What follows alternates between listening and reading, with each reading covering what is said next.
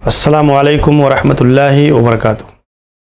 ناظرین اکرام، دعا سے متعلق کچھ بنیادی باتیں آپ کے سامنے سابقہ دروس میں عرض کیے گئے ہیں۔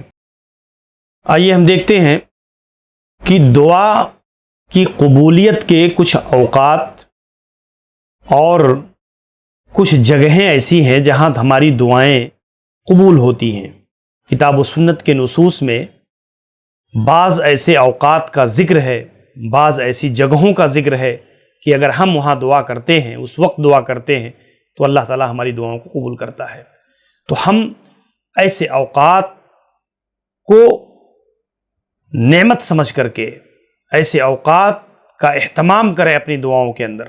آپ دیکھیں اللہ کے نبی صلی اللہ علیہ وسلم نے اور اسی طریقے سے قرآن مجید نے ذکر فرمایا کہ تیسرے پہر رات کے تہائی حصے میں جب اللہ تعالیٰ سمائے دنیا پر نزول کرتا ہے تو بندے کی دعا قبول ہوتی ہے۔ یہ قبولیت دعا کے اوقات میں سے ہے۔ اور قرآن مجید کانوا قلیلا من اللیل ما یہجعون وبالاسحار هم یستغفرون، سحر کے وقت وہ اللہ سے دعا کرتے ہیں، اور اللہ تعالیٰ سمائے دنیا پر اس وقت نزول فرماتا ہے اور کہتا ہے من یدعونی فاستجیب لہ، کون ہے جو مجھ سے دعا کرے اور میں اس کی دعا کو قبول کروں۔ تو اس طریقے سے یہ دعا کی قبولیت کے اوقات میں سے ہے۔ ایسے ہی دبر الصلوات المکتوبہ، فرض نمازوں کے بعد، فرض نماز کے بعد کا جو وقت ہے یہ دعا کی قبولیت کا وقت ہے۔ اور اس میں اللہ کے نبی صلی اللہ علیہ وسلم فرماتے ہیں، اللہ کے نبی سے پوچھا گیا یا رسول اللہ ای الدعاء اسمع، اے اللہ کے نبی سب سے زیادہ دعا اللہ کے ہاں قبول کب ہوتی ہے؟ آپ نے فرمایا جوف اللیل الآخر، رات کے آخری پہر میں، آخری حصے میں، اور آپ نے فرمایا دبر الصلوات المکتوبات، اور فرض نماز کے بعد۔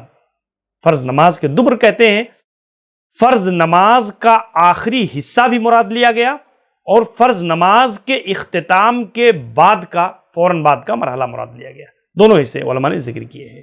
اسی لیے ابن تیمیہ وغیرہ نے، ابن قیم کہتے ہیں دبر الصلوات یحتمل قبل السلام و بعدہ، سلام سے پہلے اور سلام کے بعد، یہ دونوں اوقات جو ہے وہ کانا شیخنا ابن تیمیہ یرجح ان یکون قبل السلام، امام تیمیہ رحمہ اللہ جو ہے یہ راجح قرار دیتے ہیں کہ یہ سلام سے پہلے، زاد المعاد کے اندر ذکر کیا ابن قیم رحمہ اللہ نے۔ ایسے ہی آپ دیکھیں بین الاذان والاقامہ، اذان اور اقامت کے درمیان، ہر اذان اور اقامت کے درمیان یہ دعا قبول ہوتی ہے۔ لا یرد الدعاء بین الاذان والاقامہ،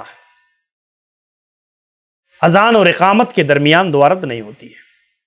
اور یہ بہت ہی مبارک وقت ہوتا ہے جس میں انسان دعا، تسبیح، تحلیل میں جو ہے مشغولیت اختیار کرے۔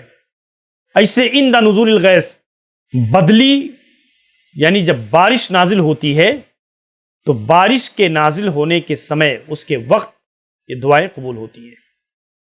اور اللہ کے نبی صلی اللہ علیہ وسلم نے بیان فرمایا وَتَحْتَ الْمَطْرِ، بارش نازل ہونے کے وقت دعا اللہ کے ہاں زیادہ سنی جاتی۔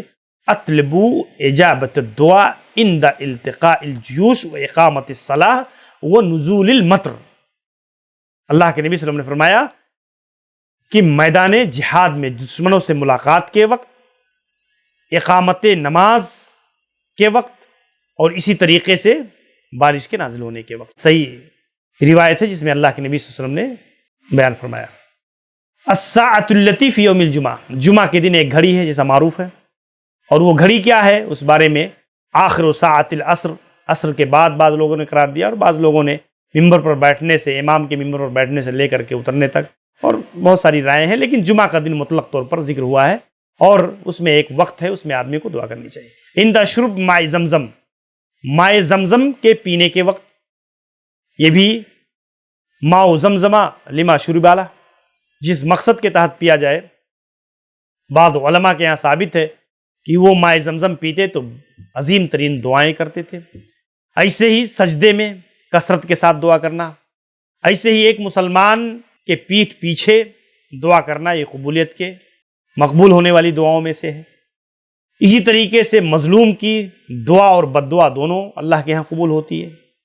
اتقی دعوت المظلوم فإنہ لیس بینہ وبین اللہ حجاب، اللہ اور بندے کے درمیان، مظلوم کے درمیان کوئی پردہ نہیں ہوتی، اس کی دعا کے درمیان اللہ ضرور اس کی دعا کو قبول فرماتا ہے۔ ایک روایت کے اندر ہے دعوت المظلوم مستجابہ، مظلوم کی بد دعا ضرور اللہ کے ہاں قبول ہوتی ہے، وَإِن كَانَ فَاجِرًا، اگرچہ وہ فاجر ہی کیوں نہ ہو، مظلوم فاجر ہی کیوں نہ ہو، فَفُجُورُهُ عَلَى نَفْسِهِ، اس کا فجور اس کے اوپر ہے، لیکن اس کی جو بد دعا ہے وہ اللہ تبارک و تعالیٰ ضرور قبول کرتا ہے۔ ایسے ہی مسافر کی دعا، روزے دار کی دعا، اور والدین کا اولاد کے حق میں دعا، اس کے تعلق سے بھی حدیث وارد ہے، اللہ کے نبی صلی اللہ علیہ وسلم فرمایا دعائیں قبول ہوتی ہیں، رد نہیں ہوتی۔